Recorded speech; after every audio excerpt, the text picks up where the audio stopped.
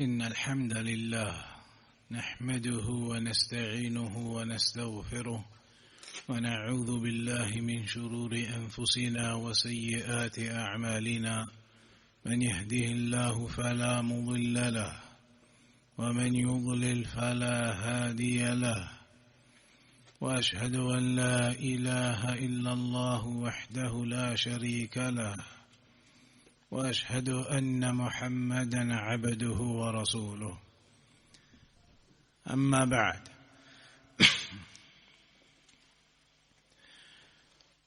So we are on the chapter of tayammum.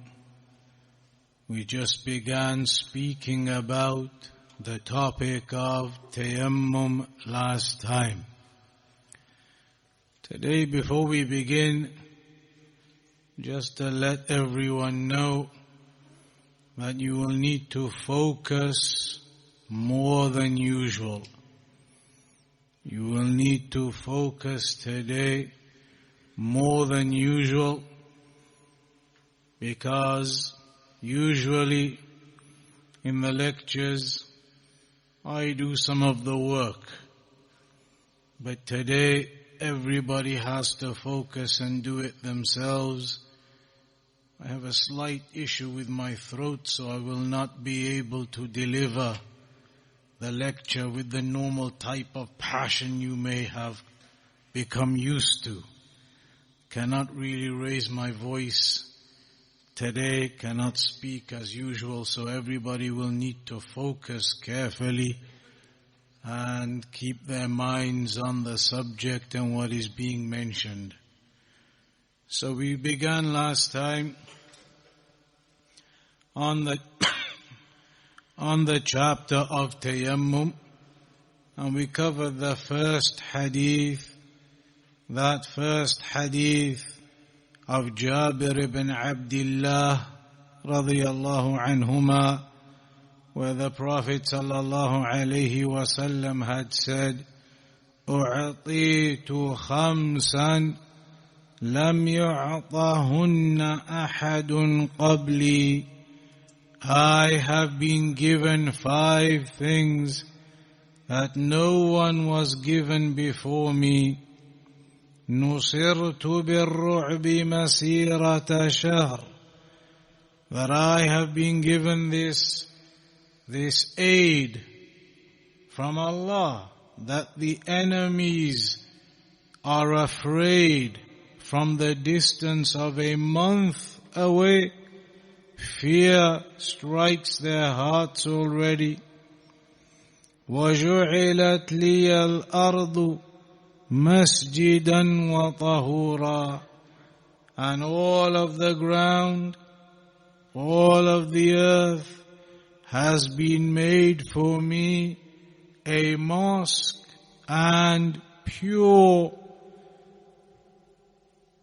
فَأَيُّمَا رَجُلٍ أَدْرَكَتْهُ الصَّلَاةُ فَلْيُصَلِّ. So whomsoever finds that the prayer is upon him, then let him pray. Meaning that hadith was an evidence that the ground, all of it, the earth, the road, the field, all of it outside, it is permissible to pray. It is considered pure and permissible to pray upon it. The pavement, the road, the field, all of the land. And the point of that hadith was that if all of the land is pure for the prayer to be prayed upon, then that same land, that same ground is also pure to make tayammum with. If it is pure to pray upon, then that is an indication that it is all pure to make tayammum with. So today we come to the second hadith onwards. The second hadith is the hadith of Hudhayfah in Sahih Muslim. وَجُعِلَتْ لَنَا تُرْبَتُهَا طَهُورًا إِذَا لَمْ نَجِدِ الْمَاءَ. In fact, we mentioned this the last time. وَجُعِلَ لِيَ التُّرَابُ طَهُورًا. This narration goes with the first one, that the ground, all of the ground has been made pure and purifying. So if you do not find water, then you can use that. It is usable to make the tayammum if you do not find water. And you remember the scholars did have a discussion regarding what type of ground can be used for tayammum. Some of the scholars, they said it is only the soily type of ground. And others, they said any type of ground, even if it is sand or pebble kind of, any type of ground and land, you can use it to make tayammum. And we're going to discuss that today as well, again. So the hadith that we are actually on now is the hadith of Ammar ibn Yasir, radiyallahu anhuma. He said, بعثني النبي صلى الله عليه وسلم في حاجة فاجتنبت فلم أجد الماء فتمرغت في الصعيد كما تمرغ الدابة ثم أتيت النبي صلى الله عليه وسلم فذكرت له ذلك فقال إنما كان يكفيك أن تقول بيديك هكذا ثم ضرب بيديه الأرض ضربة واحدة ثم مسح الشمال على اليمين وظاهر كفيه ووجهه متفق عليه. In this hadith, Ammar ibn Yasir is the individual, the companion involved in this hadith. Ammar ibn Yasir, his kunya was Abu al-Yaqadhan. And he was from the first of the Muslims in Islam. From the first of the Muslims who entered into Islam, Ammar ibn Yasir. And he was tortured by the mushrikun. He faced severe punishment and torture from the mushrikun, until it is mentioned that his mother Sumayyah died from that torture that they faced. And so it is mentioned that his mother Sumayyah was the first martyr in Islam, that she died as a consequence of the torture that she faced.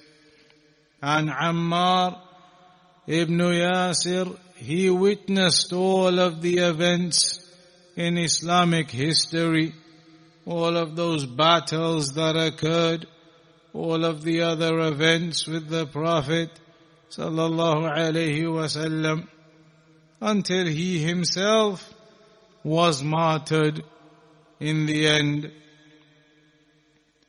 So he says, Ammar ibn Yasir says that one time the Prophet sallallahu alaihi wasallam sent him on some type of errand, some type of a mission.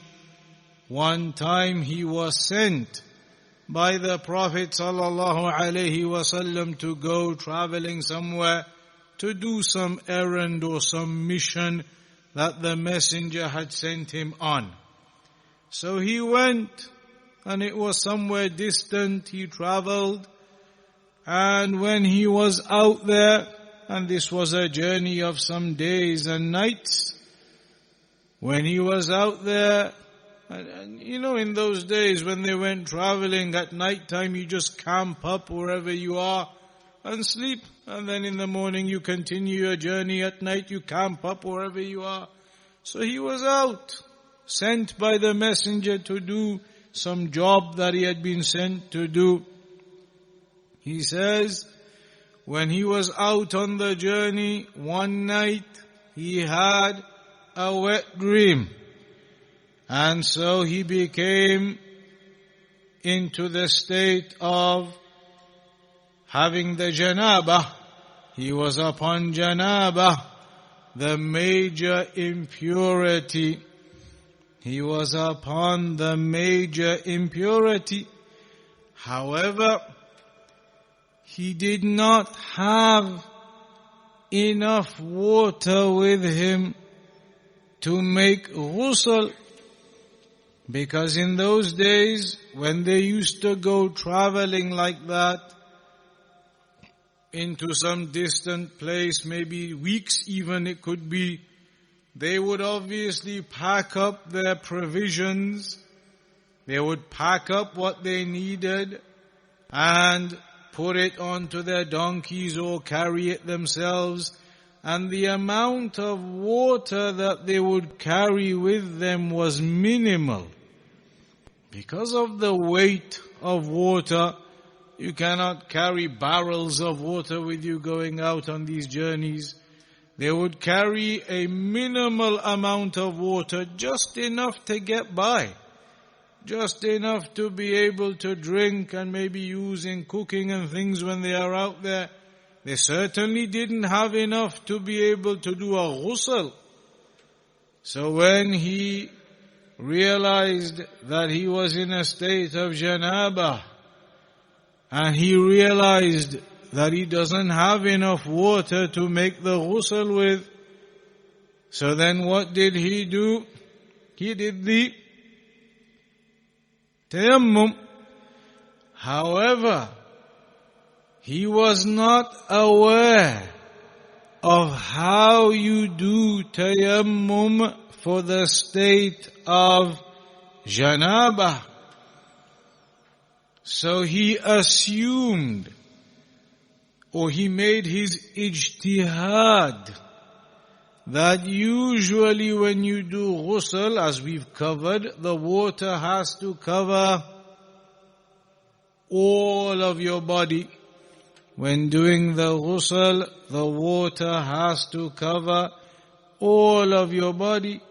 So he made ijtihad that when making tayammum, perhaps the soil has to cover all of your body. And so when he was performing his tayammum, he rolled around in the ground. It mentions in the hadith, he rolled around in the ground to get that dust and the soil and ground all over his body. He rolled around in the ground, this side and that side, and flipping from one side of his body to the other side of his body on the ground to make sure that the soil, the ground, it got all over his body. That's what he did. He says, فَتَمَرَّغْتُ فَتَمَرَّغْتُ فِي الصَّعِيدِ كَمَا تَمَرَّغُ الدَّابَّةِ, that I rolled around in that ground as an animal does. When you see some of the animals and they are rolling around in the desert or the sand or the soil, he said, I rolled around like that, like the animals would do so. And so Ammar knew that in the absence of water he could make tayammum. He didn't know how though. So he made ijtihad that the tayammum must be equivalent to the water ghusl, which is to cover all of the body. And so essentially what he did there, as the Shaykh al-Fawzan mentions here, is al-qiyas. And what is al-qiyas? You hear about qiyas. This word is used particularly in fiqh. So what does it mean to make qiyas? Anybody? Is it to use logically existing knowledge or evidence and then apply it for analogy? Interpretation based on when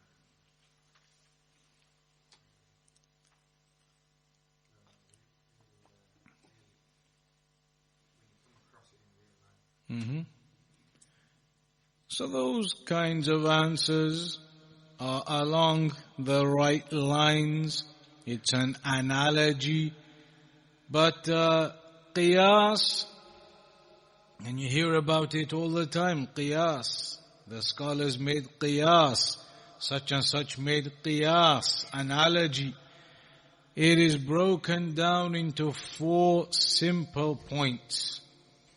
If you wish to understand the definition of qiyas, what is qiyas? How does qiyas work?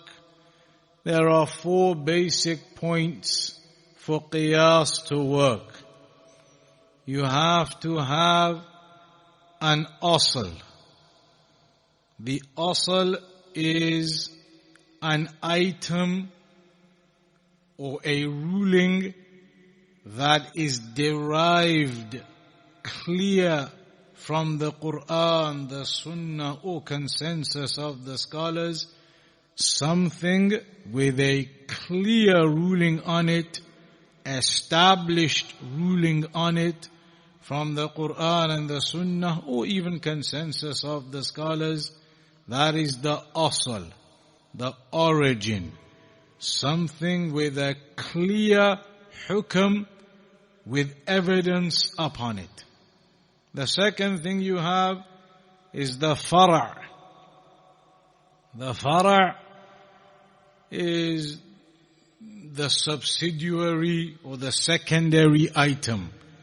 The secondary item is the one that you do not have a clear ruling on from the Quran or the Sunnah or the consensus of the scholars.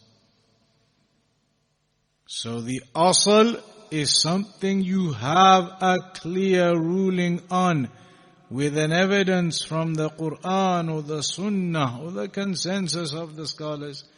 The secondary item, the fara', is something that you do not have a clear ruling on from the Quran or Sunnah or consensus. The third thing that you need is al-illah. Al-illah al-jami'ah. Some type of reasoning that applies to the asl and the fara'. Some type of reasoning or logic that applies to the asl, which had clear evidence upon it, and applies to the fara', the secondary affair that didn't have clear evidence upon it. So you need some common denominator between those two, the asl and the fara'. That is the illah. And the fourth thing is al-hukm, the ruling. Those are the 4 components of qiyas. An example to elaborate on those 4 components. Alcohol. What is the ruling on alcohol? Haram. But is that an asl or a far'? Far'. Asl, we have clear evidence from the Quran and the Sunnah that alcohol is haram in the Quran. إنما الميسر والخمر والأنصاب والأزلام رجس من عمل الشيطان فاجتنبوه. Clear ayah in the Quran mentioning al-khamr is rijs min amal al-shaytan. Clear ayah and other evidences. So we have clear evidence that alcohol is haram. Clear evidence on that. So that is an asl. Cocaine and heroin and all these types of class A drugs as they call them, are they mentioned in the Quran in any ayah? Are they mentioned in any hadith? Cocaine, heroin, are these drugs mentioned in the Quran and the Sunnah? Nowhere. Those names are not known in the Quran and the Sunnah. Cocaine, heroin, whichever types they are. So now this is something that we do not have a direct, clear ruling on or evidence on from the Quran and the Sunnah. So it is the far'. The far' is basically therefore something that doesn't have a clear evidence upon it from the Quran and the Sunnah. So it is therefore something you are trying to find out the ruling upon. The asl, are you trying to find out the ruling on the asl? That's already there in the ayat, in the hadith, clear. The far' is what you're trying to find the ruling upon, because it doesn't have a clear ayah or hadith or consensus upon it, like cocaine or heroin. It's not in the Quran. It's not in the Sunnah. No scholars in the past, the Salaf, ever talked about cocaine, heroin. So it's a far'. What is the third part, which was the illah? What is the common denominator between them? They both intoxicate. They are both intoxicants. We know that alcohol is impermissible because, one of the reasons, because it is an intoxicant. So we know that alcohol is impermissible because it takes away your mind, it makes you drunk, which is what the word khamr in Arabic actually means. Khamr in Arabic means to cover something up.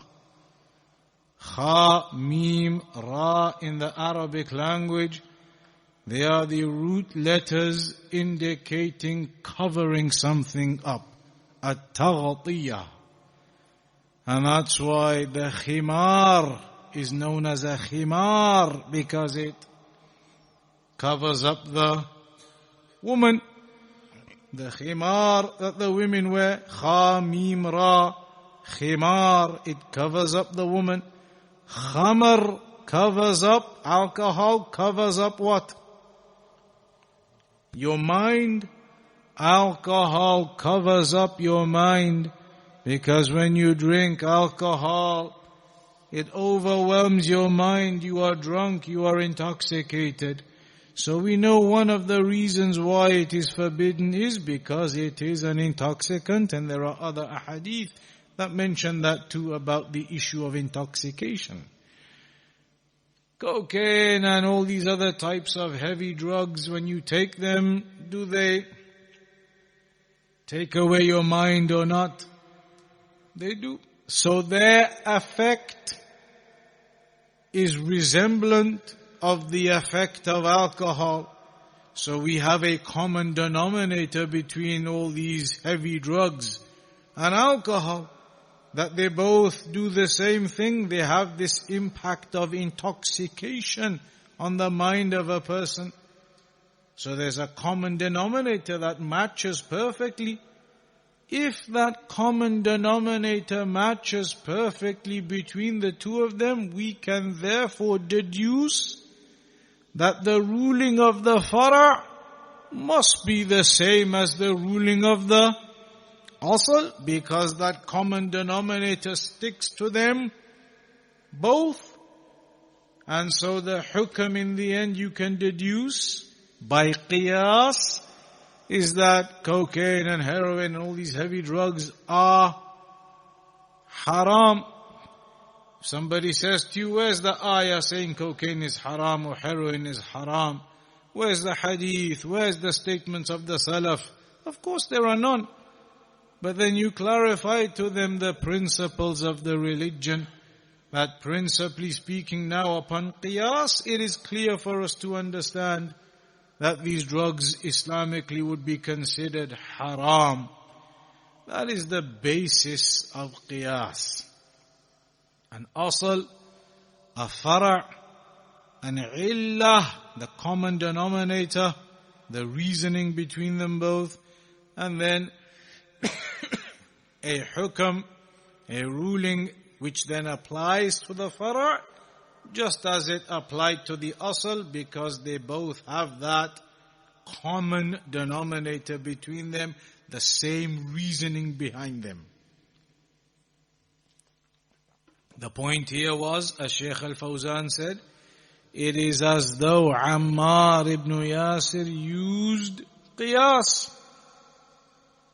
He thought to himself, the asl of ghusl is that the water must cover all of the body. That is the asl, that is the hukam that is established that he knew. So now the fara', the tayammum, how do you do the ghusl with tayammum? So now he's making the qiyas that the common denominator, the reasoning or how it's done, balanced up one to the other, should be the same ruling, the same hukam, because ultimately he is in need of purification. Ghusl gives you purification by covering all of the body with water.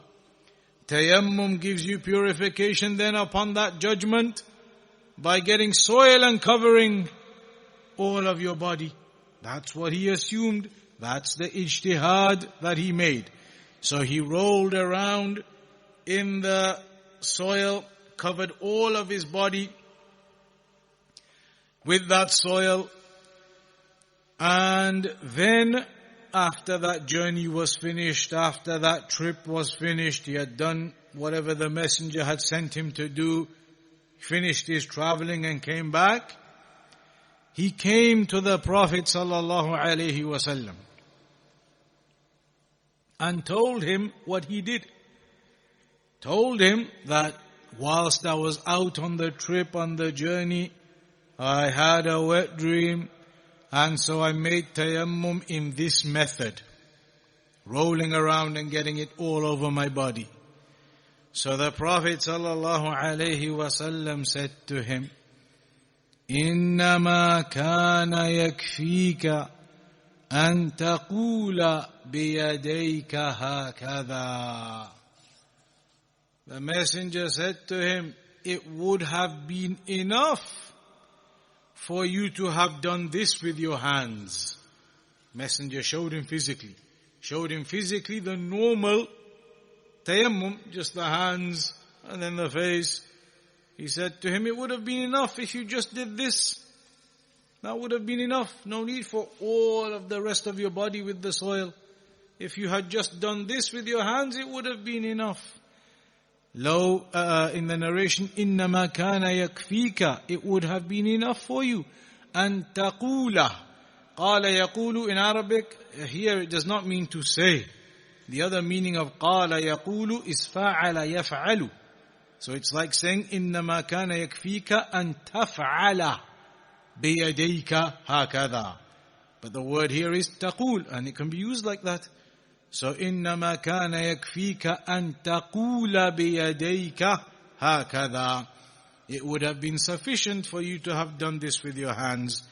And then the messenger struck the ground and rubbed his left one on the right one, and then his face, to show him that even the tayammum from janaba is still the same as the normal tayammum. The tayammum from janabah is the normal tayammum that you would do. And there is no requirement to cover all of the body. And in those narrations here it says, وَضَرَبَ صَلَّى اللَّهُ عَلَيْهِ وَسَلَّمَ بِيَدَيْهِ التُّرَابِ, that the messenger struck the soil, the ground with his hands. ثُمَّ مَسَحَ صَلَّى اللَّهُ عَلَيْهِ وَسَلَّمَ الشِّمَالَ عَلَى الْيَمِينِ, and then the left hand, he rubbed it onto the right. وَظَاهِرَ كَفَّيْهِ, onto the hands, around the hands, and then مَسَحَ وَجْهَهُ, he wiped his face. In the other narration, ضَرَبَ صَلَّى اللَّهُ عَلَيْهِ وَسَلَّمَ التُّرَابَ ثُمَّ نَفَخَ فِي يَدَيْهِ ثُمَّ مَسَحَ بِهِمَا وَجْهَهُ وَكَفَّيْهِ, that the messenger struck the ground, then blew into his hands, and then wiped his face and then his hands. So these two narrations are talking about how the messenger explained to him the normal tayammum for janaba is applicable. However, something you notice in these narrations is that in the first version, مسح صلى الله عليه وسلم الشمال على اليمين وظاهر كفيه ومسح وجهه, that he did his hands first, then his face. And in the other narration, نفخ في يديه ثم مسح بهما وجهه وكفيه, that he blew into them and then wiped his face, then hands. So which way around are you supposed to do tayammum? Is it the hands first, then the face? Or is it the face, then the hands? Two narrations there, one saying one way, the other one saying the other way. Shaykh al-Fawzan says that these two narrations, one of them indicates an order, a particular order to do things in, the other one does not. And that is down to the Arabic language.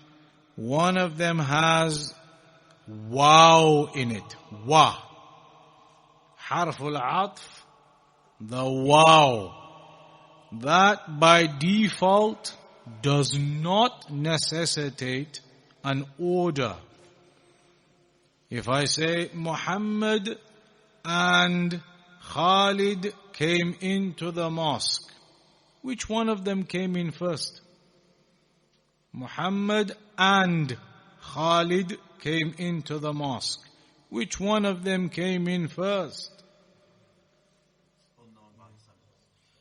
Purely upon that sentence, it is unknown, because the word and in the Arabic language anyway specifically does not indicate an order to things. Dakhala Muhammadun wa Khalidun al-masjida doesn't necessitate Muhammad was first and Khalid came after, or Khalid walked in first and Muhammad behind him. The word and doesn't necessitate that in the Arabic language. It just necessitates joining those two things together, that Muhammad and Khalid, the both of them, did indeed walk into the mosque. But which one came in first and which one after, that is not indicated by the word wa in the Arabic language. Whereas the word thumma, which is in the second version here, thumma, that is a type of atf which does necessitate a tartib. It indicates something occurring in a particular order. So if I say Muhammad, then Khalid came into the mosque. So now which one came in first and which one came in second? Now it's clear. Muhammad, then Khalid walked into the mosque. Now it's clear Muhammad was the first one to walk in, then Khalid came in afterwards. So the narration that the narration here, one of them has a waw in it, the other one has thumma in it. And as a consequence, the one with the thumma is the one that has to be used to indicate which order things are done in. So the Shaykh says, ظاهر الحديث أنه يبدأ بمسح الكفين ويكون مسح الوجه متأخرا لكن الرواية التي بعده بالعكس فهي تدل على أنه يمسح وجهه أولا ثم يمسح كفيه وهذا هو الترتيب والواو إنما هي لمطلق الجمع وإنما الذي يفيد الترتيب ثم فلو أنه قال مسح كفيه ثم وجهه لصار الترتيب صريحا فيكون المعنى والله أعلم أنه صلى الله عليه وسلم ضرب التراب بيديه ثم مسح وجهه ثم مسح كفيه. So what is apparent then is that you strike the ground and then wipe your face first. Then after that, the hands. That is what would be indicated by the narration that has an indication of an order with the word thumma. So what are the benefits from this narration? Number one, that the companions, they used ijtihad in the absence of the Prophet sallallahu alaihi wasallam. They used ijtihad in the absence of the Prophet sallallahu alaihi wasallam. And they would then go and ask him. And there is an example. Well, in this example here, the Prophet sallallahu alaihi wasallam did not tell Ammar ibn Yasir that he has to repeat his prayer. He did not tell him to repeat his prayer. His ijtihad was valid. It was okay. His prayer, as he did his tayammum the way he did it, his prayer was valid. Even though the messenger then explained to him there was no need for that. And that is not the way of the Sunnah. It is enough just to do the face and the hands. Secondly, we understand therefore it is the face first, then the hands. Thirdly, from this narration of the messenger when he showed him how to do it, how many times did he strike the ground? Only once. Because that's another issue. Are you supposed to strike the ground, do your face, then strike the ground to do your hands? Or do you strike the ground, do your face and hands all in one go? In this narration, it seems to indicate that it's all done in one go. And in some of the explanations and versions, it mentions that the messenger struck the ground, his fingers he used for his face, and his palms, whatever dust or soil was still on them, he used for his hands. All of the soil or whatever is on your fingers from the ground, the fingers on the face, and then the palms for the hands. That is mentioned in some of the explanations. But the point being, whichever way it is, that it was only once that the ground was struck. That is what this narration indicates. Also, it's not like wudu. So a person, when he does the hands, you don't go up to the elbows. It is only up to the wrists. Just the actual hands are done in the tayammum. Also, في الحديث دليل على أن الجاهل في الحكم إذا صلى باجتهاده لا يعيد الصلاة. But if somebody who is ignorant of the ruling makes a genuine ijtihad as Ammar did there, then you're not commanded to repeat the prayer in that type of instance. And it's the same example of al-musi'u fi salatih, the one who was bad in his prayer.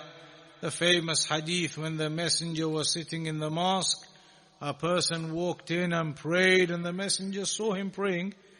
And when the man finished, he went over to the messenger to give salam, and the messenger said to him, "Irji' fasalli fa innaka lam tusalli."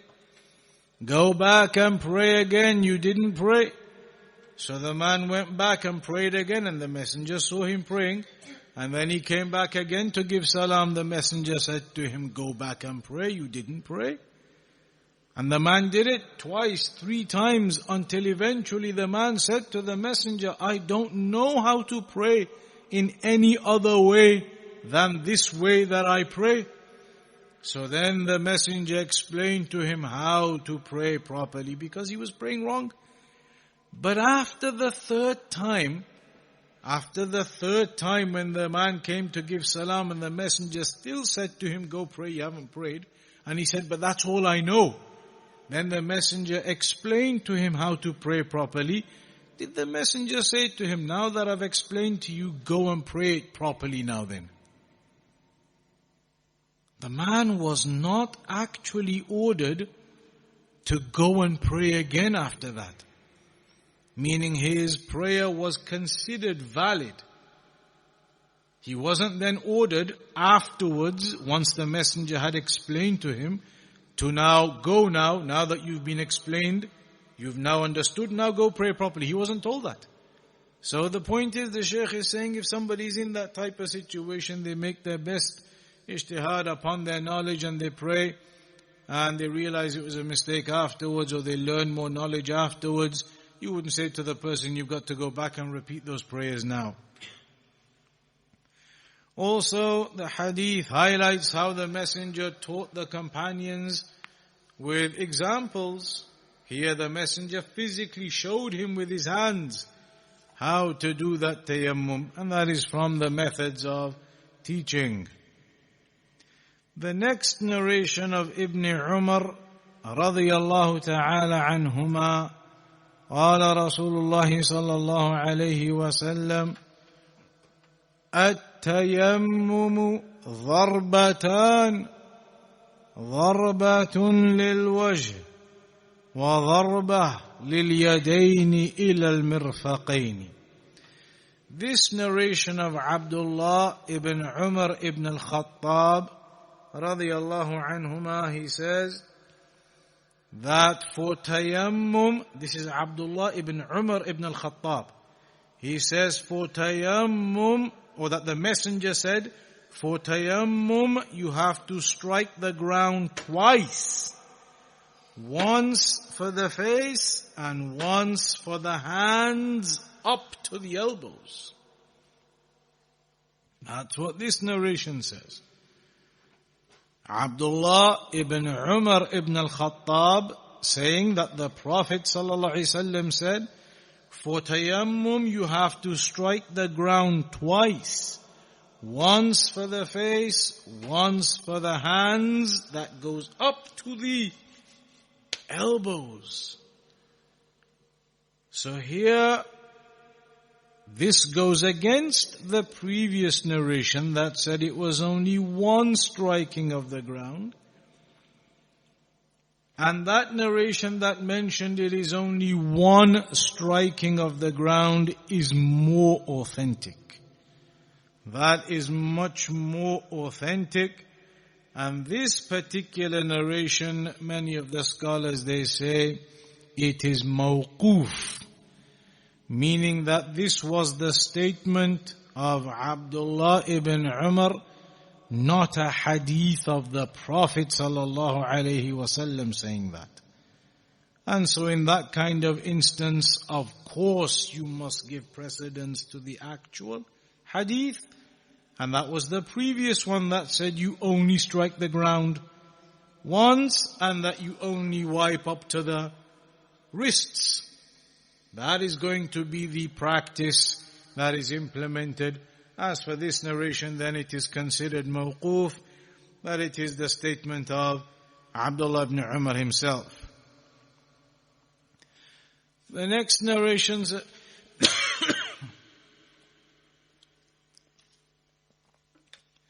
Abu Hurraira radiyallahu anhu قال قال رسول الله صلى الله عليه وسلم الصعيد وضوء المسلم وإن لم يجد الماء 10 سنين فإذا وجد الماء فليتق الله وَلْيُمِسَّهُ بِبَشَرَتَهُ.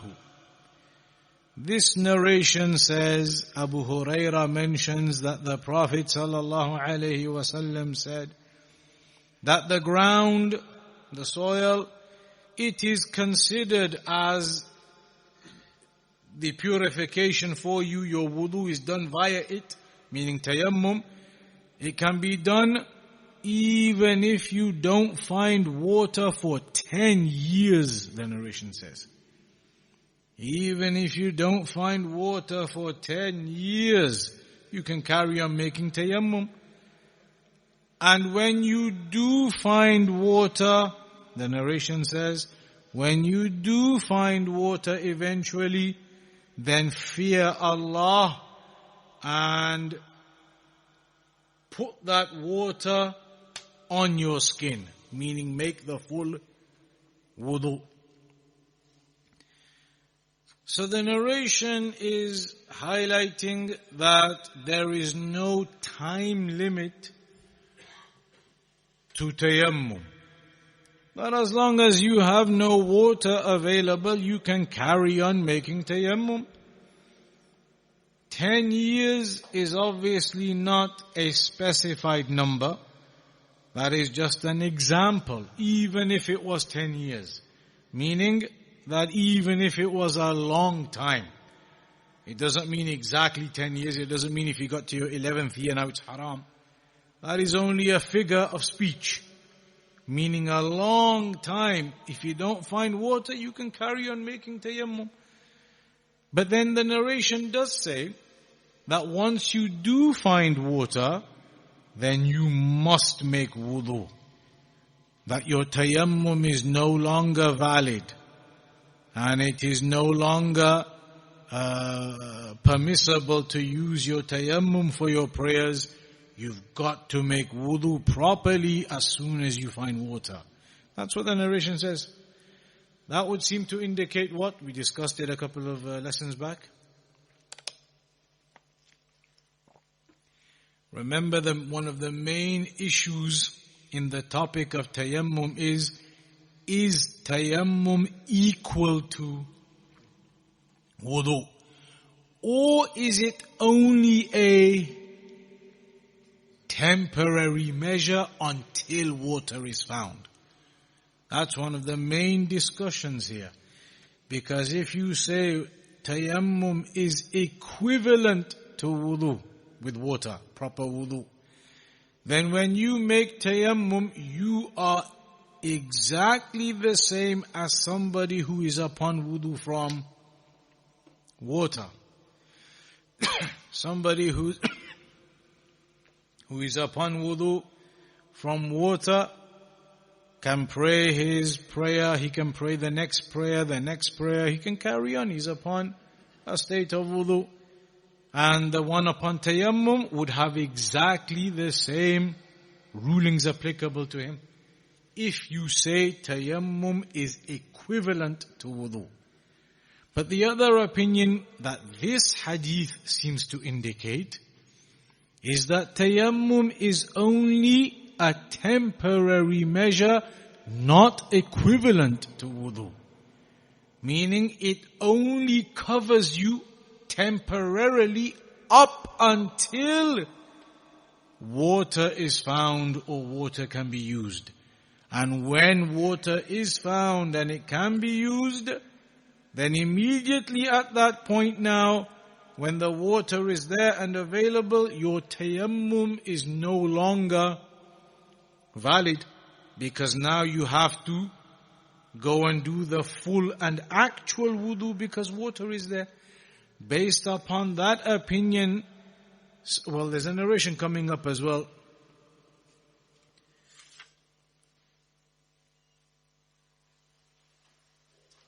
There's a narration coming up as well, which is regarding, imagine now you make tayammum, it's dhuhr time, and you cannot find water, you're out in the wilderness, and you make tayammum and pray.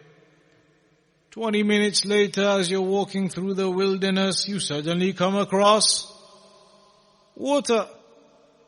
And it's still within the time of dhuhr. So now do you have to make the wudu with the water and repeat your dhuhr or not? So that's gonna come up now in this narration here. Here, Shaykh Al-Fawzan, he mentions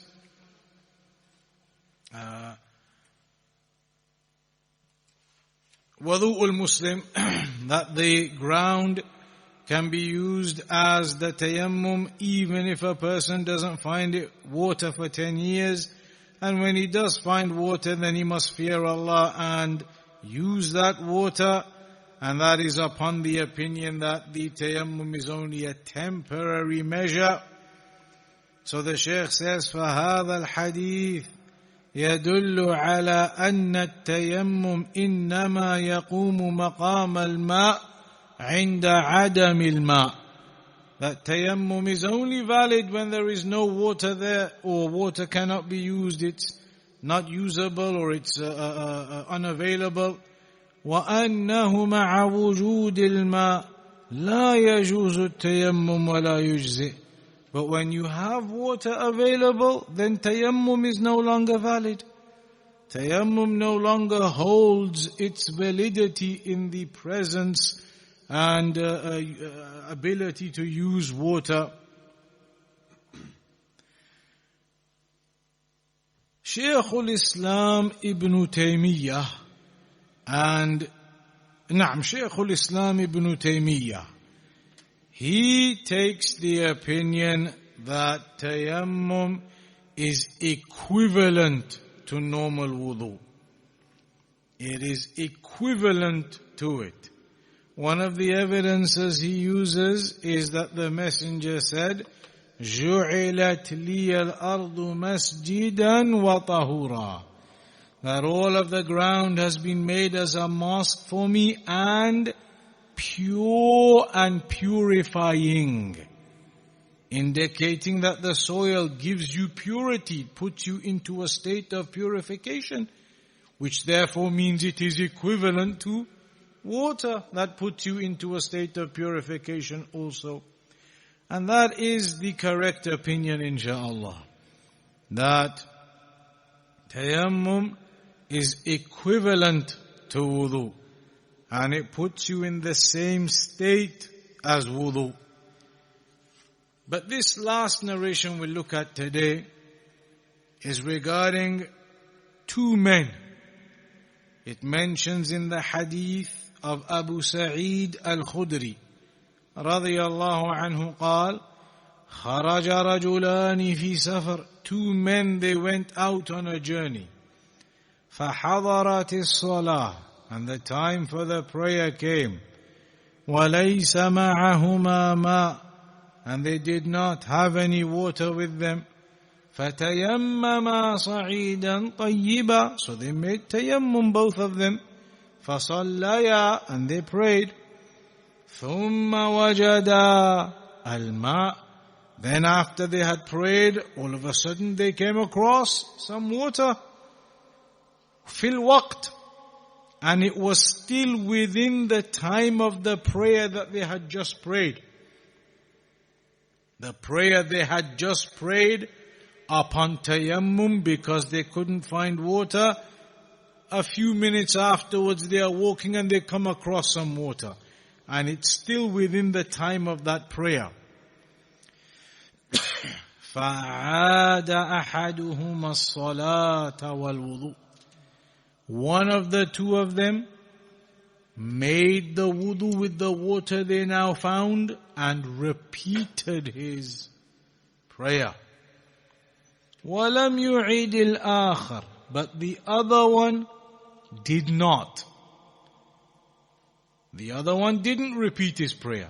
He sufficed with the prayer he had prayed upon the purification of tayammum, even though water was now available and the prayer time for that prayer was still in. He didn't repeat, but one of them did. ثُمَّ أَتَيَا رَسُولَ اللَّهِ صَلَّى اللَّهُ عَلَيْهِ وَسَلَّمَ. Then after that journey, when they came back to Medina, they came to the Prophet sallallahu alaihi wasallam. فَذَكَرَا ذَلِكَ لَهُ. And they told him what happened. They told him that situation that happened, and that they couldn't find water, so they made tayammum and they prayed. Then suddenly, straight afterwards, they found water. And it was still that same prayer time yet. So one of them said, I repeated my wudu with the water and prayed again. The other one said, I did not.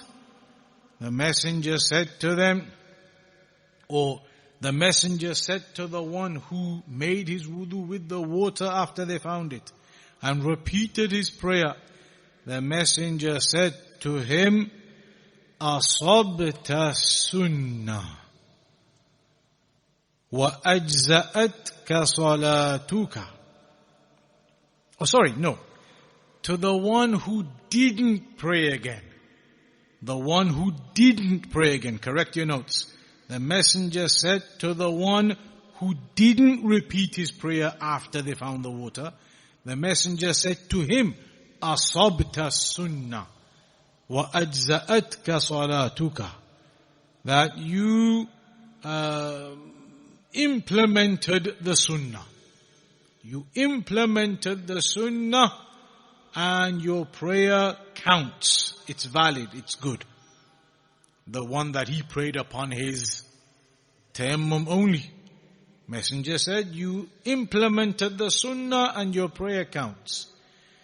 As for the one who had made wudu fresh once they found water and repeated his prayer, the messenger said to him, لَكَ الْأَجْرُ مَرَّتَيْنِ. That you have the reward twice. You have the reward twice. Because he was the one who repeated his wudu and prayed again. In this narration, when the messenger said to the first one that you've implemented the sunnah and your prayer is valid. Implemented the sunnah how?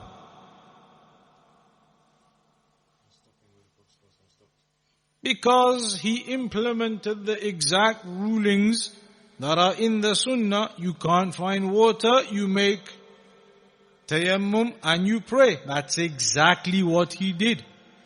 The fact that they found water afterwards doesn't invalidate his full and proper implementation of the sunnah prior to that.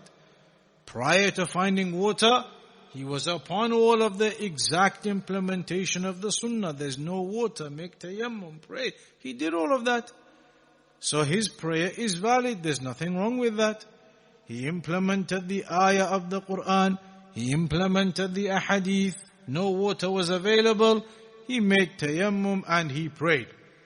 So the messenger said, that's enough. Your prayer is valid. It's enough. It counts. What you did is valid. That it was not a necessity, therefore, to have to repeat the prayer with the water wudu afterwards. But the other one who did do that was told that you get twice the reward. Because when he made wudu with the water that they then found and repeated the same prayer again, both of his prayers are valid. His first one is valid because at that time there was no water. They correctly made tayammum and prayed. His first prayer was valid. But then he made wudu with water and prayed. Wudu with water, praying, the prayer is of course valid. So in both of those cases, his prayer was valid. And so the messenger said to him that 2 rewards are for you. But what we understand from this then is that the messenger said to the first one, أَجْزَأَتْكَ صَلَاتُكَ أَصَبْتَ السُّنَّةِ, that you've implemented the sunnah and your prayer is valid.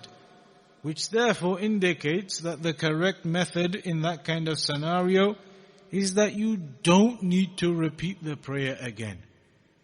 Even if you find the water and it's still time for that prayer. Because the first man was told, who didn't do any of that, you have implemented the sunnah. You have correctly implemented the sunnah. So there is no need to repeat the prayer in that scenario. There's another example of this. This is a type of ijtihad that the companions made again. An ijtihad in that scenario. And there's the example of when the Prophet ﷺ sent a group of them in the battle of Bani Quraydah in Al-Bukhari, and he said to them, لا يصلين أحد منكم أو أحد العصر إلا في بني قريظة.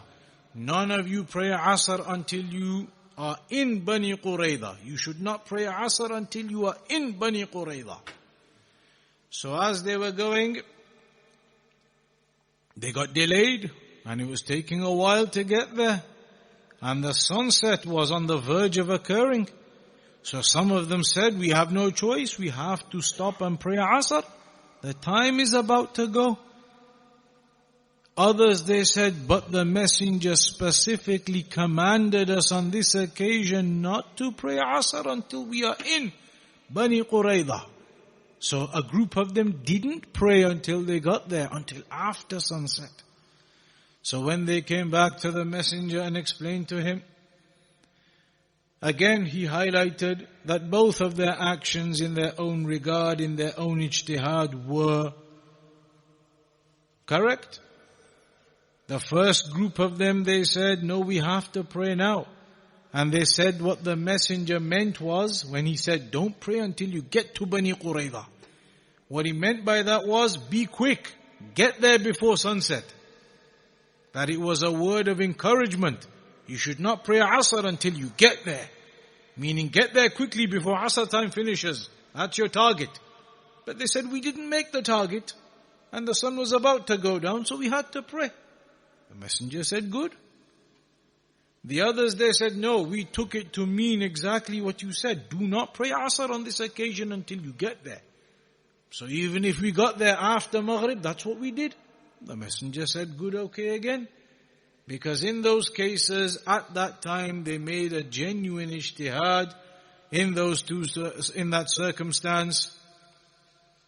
And so neither of those groups, neither the group who prayed en route in time, or the group who prayed once they got there after the time, neither of them were told to repeat the prayer.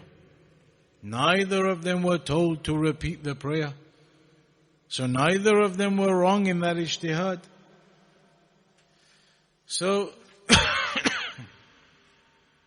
the point in this one here is though, that when these two men, they differed over that scenario, one of them repeated, one of them did not.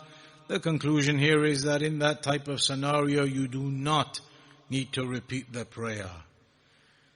That is where we'll stop on for today then. Inshallah ta'ala, we'll continue next time from the next narration, which continues talking about some of the issues of tayammum, and in particular when traveling, and also about wiping over the when you break your arm, the cast, wiping over the cast, when you have your arm or your leg, to wipe over that, and those kinds of affairs. That's the final section on the tayammum chapter. We'll finish off in the next session. And then after that, since it's here and connected, and it's a topic that is obviously of great relevance for the sisters in particular, but for the men and the husbands likewise, the topic of menstruation for the women and all of the rulings Islamically connected to that. It is one of the topics that the women have the greatest amount of questions over, and so it's befitting for the husbands to know the answers to those questions too. So that topic of menstruation, covering the various topics within it, the various subjects within it, and the ahadith, they do mention details. They mention details of the different types of blood, the different color of the blood, and various other topics of that nature. And there is no shyness in learning the religion. And the female companions of the Prophet ﷺ, they used to ask questions regarding this. As you'll see in these hadith, many of them are when women sent questions to the Prophet ﷺ, and he gave them answers. This is what you do if it is this blood or that blood. How many days? How many days can the period be? What's the minimum? What's the maximum? What about the period that begins and then stops but then begins again? All of the various issues that always come up in that field. So that is what comes up next, inshallah ta'ala. We'll cover that. We'll go through those details so they are clear. So that will be in the future lessons, inshallah ta'ala. We'll conclude upon that for today then. وصلى الله على نبينا محمد وعلى آله وصحبه وسلم. Any questions or anything to add? Those that follow the opinion that tayammum removes the impurity when water, like if they're in a state of ghusl and obviously they make tayammum and then later on, like a day later or something, they find water, would they need to do the ghusl again? Or? No, then in that case, if it's a rafi'un lil hadath, you're pure. Because the opinion that says it is equivalent, they call it rafi' lil hadath. That it has removed your state of impurity. It's gone. It has removed your state of impurity. Rafi' lil hadath. So that's what they mean. Your state of impurity, it's gone, it's disappeared. There's nothing to wash now. There's no other purification to make. It's gone. That's what they believe. But the other opinion is they say, no, it hasn't gone anywhere. You are still in that state technically. But this tayammum, it gives you cover, temporary cover to be able to pray until you can find water. And then you're going to do the proper removal of that state from yourself.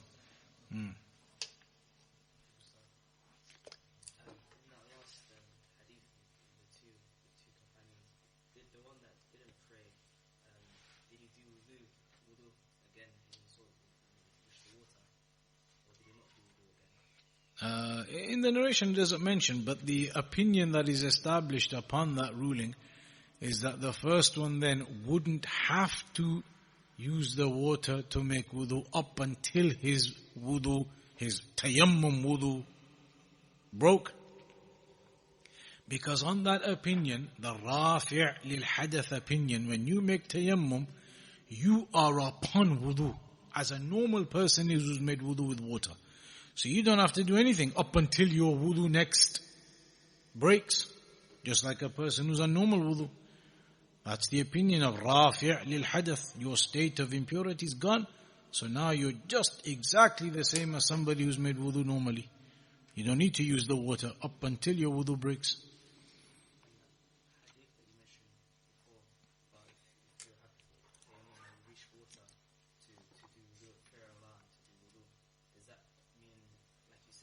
That's on the opinion that it's a temporary cover only. That hadith indicates that opinion. Because the hadith there clearly says, as soon as you find water, you have to use it now. Your tayammum no longer carries you through any longer. That hadith indicates that opinion. That's why you have these two opinions. Those narrations could possibly indicate either side. Could that not mean for the next salah?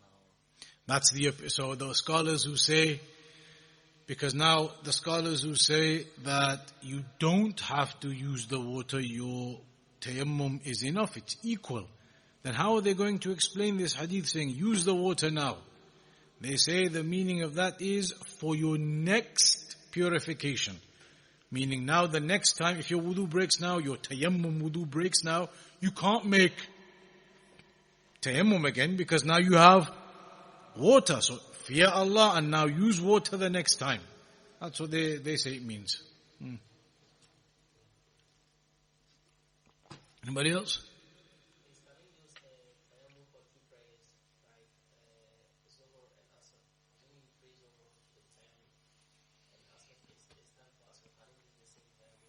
The same tayammum. Yeah, so on this opinion of rafi'un lil hadath, in fact on both opinions, if water was not found at dhuhr time, so you make tayammum and pray. Then for the next prayer, upon the opinion of rafi'un lil hadath, that it's removed your state of impurity, you can pray the next prayer without having to make another tayammum. Upon the other opinion that it's a temporary measure only, then at the next prayer, it's like fresh again. Now you're supposed to be looking for water again. You still can't find water, so do the tayammum again as another temporary measure for the Asr prayer now. So for them it's always temporary. But upon the first opinion, you make tayammum at dhuhr, still no water at Asr, you don't have to repeat your tayammum, you're upon wudu. Which opinion is more authentic? The order, was it face first or hands first? Face first. That's what the Shaykh says, but you have a difference on that. The narrations do exist. But the Shaykh mentioned face first.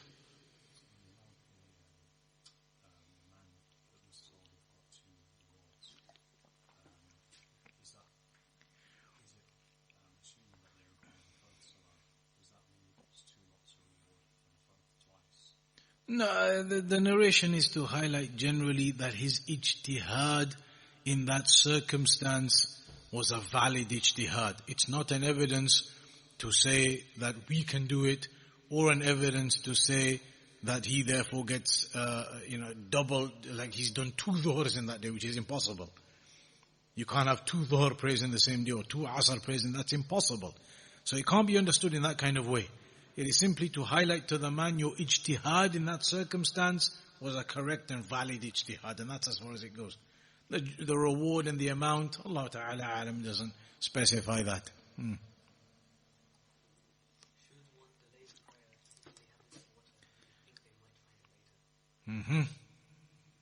So now you're in the wilderness again. You're out in the Yorkshire Dales, a mile from here, and you can't find any water. Not a mile from here, like we said, that's impossible. You can never be without water in an urban area. But you're out somewhere in the wilderness. Dhuhr time, you can't find any water. So you look around, you search about 10, 20 minutes, half an hour, looking around, can't find any water anywhere. There's still another hour before Asr comes in though. Should you carry on looking for another 45 minutes at least? Maybe you'll find somewhere and be able to get the dhuhr prayer prayed properly with water then. Or should you say, well, dhuhr time has come in, I've searched left, right, here, there, 10, 20 minutes, no water anywhere. Yes, there's an hour left before Asr time comes, but I'm just going to make tayammum and pray. There's no water here. Which of the two? What's the fatwa? Make tayammum and pray. Tawakkal Allah, Bismillah, pray and then relax. Set your tent up. Anybody else?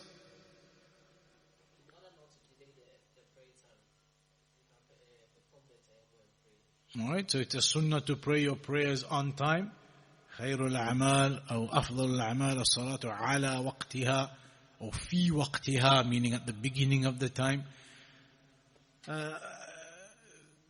Especially the ones who say it's a rafi' lil hadath, then they have no issue. At the dhuhr time, you look around where you are in your campsite, wherever you are, here, there, you look around your area, there's no water, you can pray. You don't have to say, but there's an hour till Asr, let me carry on walking 2 miles this way, 2 miles that way. Maybe I'll find some water in the next 45 minutes before the dhuhr time ends. You don't have to do that. Where you are, obviously you look around and you make an effort to see if there's any water. If there's nothing available, nothing found, you can pray. It is not a condition you have to keep searching up until the point of no return. It is not a condition you have to keep searching up until the point of no return. The point of no return being that if you carry on searching now, any longer, you're going to miss the prayer in its time, then you got to pray then. It's not a condition you have to get to that point.